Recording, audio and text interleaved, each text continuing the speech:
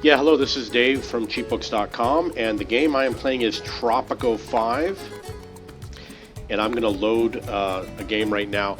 Now, if you like games like SimCity and Age of Empires, Tropico is kind of the same type of genre. It's an economic game. There is a military, and you build an economy on an island which is based on a Latin American dictatorship, kind of like a Cuban island or something like that. And the game is fun. There are limitations. When I first started playing the game, I did enjoy playing it. However, the limitation has to do with the size of the population. Once you get to around 2,000 people, I don't believe the population grows anymore, and this is Tropico 5. It might be different for other versions of Tropico. So I hit that limitation, so from what I understand, my island will not grow any further. And you'll notice if you look at the mini-map in the lower left, I've only used maybe a half or a third of my island. So I haven't filled up the entire island, and I've hit this growth limitation. So I'm going to start with how I start building, and this right here is the palace. And the palace is very important. It's very important that you study it at the beginning because the palace has a budget, it has the option for a manager and for individuals. You can choose someone who is a member of your dynasty and have workers, etc. And when I was playing the game, for example, you have this upgrade, replace elite infantry with commandos. There are going to be rebels on the island.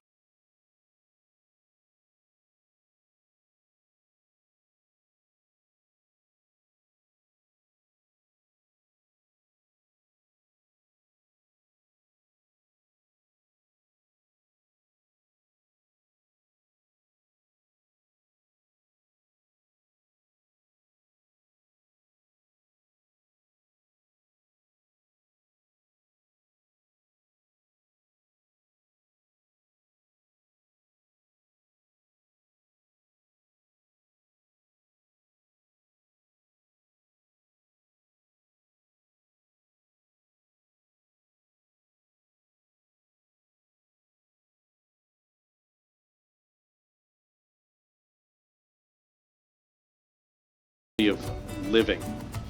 If you have a better quality of living, people will emigrate to your island. I played with the unlimited cash mode because, I struggled with the economy before, and I've gotten over that. I just wanted to see how big of an island I could build, and when I hit the limitation, I was a little bit disappointed. So I have a couple different zones. This zone here is where I have all of my docks. I put all of my docks in the same spot because docks are going to decrease the beauty, they're going to increase things like crime. They have separate needs. They need more of the residential people, and they need to be near the production. The production here is right next to the docks. So anything that I'm producing, whether it's this is a textile mill, this is a cigar factory, I put them close to the docks so that when the raw materials get delivered, they get delivered to this location, they get put right on the docks immediately. You're going to need to have the Teamsters offices to move materials. One of the problems that you might come across in the game is you might have raw materials that are not being moved around because you don't have enough people moving raw materials. So you need to have Teamsters offices, and if you have them near the raw materials and near the production facilities or near the docks, then they're going to move in those directions a lot more efficiently. Here you have all the banks and the embassies, and I put all the banks and the embassies in the same general area, in part because it makes it easier for them to find, and in part because they have different needs than the rest of the map. Ideally, you want to put them in a location that's close to perhaps your palace, and a location where you're not going to be able to grow a lot of materials. So you use your overlays for food, and you can look and see what can grow in each area. And you're going to see that there's red spots on your mini-map, and those red spots are the best place to put anything that's not food or animal production. The other thing that I do is I put all my farms in the same general area, and you have to have, obviously, the residential areas. And when you have residential areas, when you have people, you need to have certain buildings. We're going to get to them in a moment. So you have certain buildings with, you need to have schools, you need to have the grocery stores, you need to have the clinics, you need to have the cathedrals. You want them to be within the spaces of your residential area. So this is a residential area that has schools and the clinics and food all in the same area. And then you're going to have entertainment. And when you have a little tiny space, for example, over here I have a tavern in that little gap area.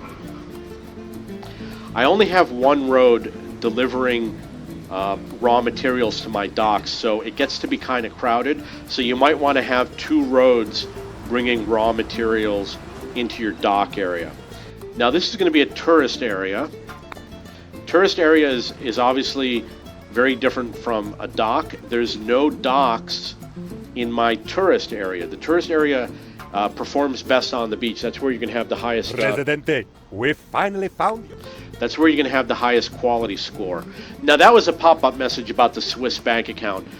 Don't feel greedy about the Swiss bank accounts. You want to put as much money into your Swiss bank account as possible.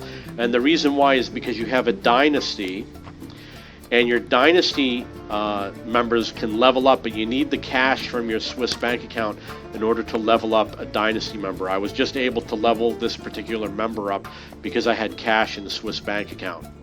So don't feel guilty about it. Put as much money as you can in your Swiss bank account to level up your dynasty members. You're going to need them in order to run for office on a regular basis. There's an airport, and there's something else called an aerodrome. The aerodrome is basically an airport. If you put your budgets above average, it doesn't have to be average. If you put it above average, then it's going to be higher than the area, so you can get more immigrants to come into your country. So what you're going to see here is there's going to be, for example, crime, safety. I'm just going to, it's a pain in the ass to go through all these things. You have crime, safety, entertainment, food, healthcare, housing, job, liberty, religion. You want to be higher than whatever the average is for the Caribbean. And by doing so, people will emigrate into your country. Now, part of the island is making efficiency. You want to have production in one place with the Teamsters and roads that don't become clogged with traffic. You can see that these roads, you want to have the least number of intersections. It's not clogged with traffic over here, but as I get close to the docks, there's a lot of traffic. So you want to have everything in a row. Okay, so we have an event that's obviously happening. Now, in terms of the Tropico series, I liked playing Tropico 3, Tropico 4, Tropico 5. However, these games are not difficult to manage. I mean, this is a game that you're going to play for a couple days, and you might start getting bored with it. And then the way to get over the boredom is to try a different map, and then you play that for a couple days. But, you know, in 2 or 3 days, you might start getting bored with this game. It's not like Civilization 4 or Civilization 5, where you might play hundreds and hundreds of hours. I had a game that lasted over a year just from one game in Civilization 4 because I just liked it so much. Is the game fun to play? Yes, I think it's fun to play. Is it an advanced skill game versus beginner? I would say it's kind of more of an intermediate. It's not an advanced skill game. You don't need advanced skills. And I'm not going to go into all the aspects of the game. You might get more enjoyment learning to play the game by learning to play the game as opposed to watching somebody play the game. So this is just an overview of the game. And how does it compare to other games that I've played like SimCity? SimCity is way better than Tropico, and the latest version of SimCity, it was kind of stupid. The AI was really dumb, but I still would prefer playing SimCity over Tropico. And in fact, most of the sim building games, I kind of prefer Tropico. Tropico is good when you get bored with all the others, but you're only going to play Tropico for so much time. There's another city building game called Cities in Motion 2, which I absolutely love. I've got a lot of hours playing, and I highly recommend that over Tropico 5. Tropico 5 maybe if you're new to video games and you haven't put too many years into it. I'm 46 years old. I've been playing video games since the late 1970s. This game is not an advanced level game. Perhaps when I was a teenager, I would have really loved this game. But having played five or six different versions of SimCity, 3 different versions of Tropico, I've probably played 50 different city builder games over the years on PC, Commodore 64, Commodore Amiga, the Macintosh, and even on Linux. So I've had a lot of experience playing these games. This is a game that, you play it for a week, and if you're an advanced gamer, you're only going to get a couple days out of it. If you're kind of new to gaming, if you're rather young, maybe you're going to get more enjoyment out of it. There is a Tropico 6 coming out, and what they tend to do is they do add certain features to the game, but they take away some key features that people use to dominate in the game, that make the game easy. They put limitations in. I don't know why they put a population limitation, and obviously the game can handle a larger population, but for some reason they put the limitation in, and what happens is you end up getting all these properties, like these farms that have no workers. So at that point the game is no longer fun.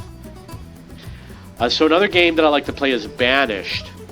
Banished on my laptop, and I got a decent speed laptop.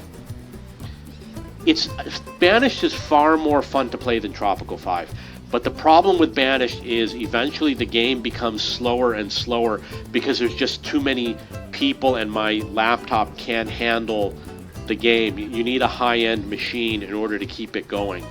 And my laptop is actually a pretty fast laptop. It's just that it overheats, so I have to run it a little bit slower.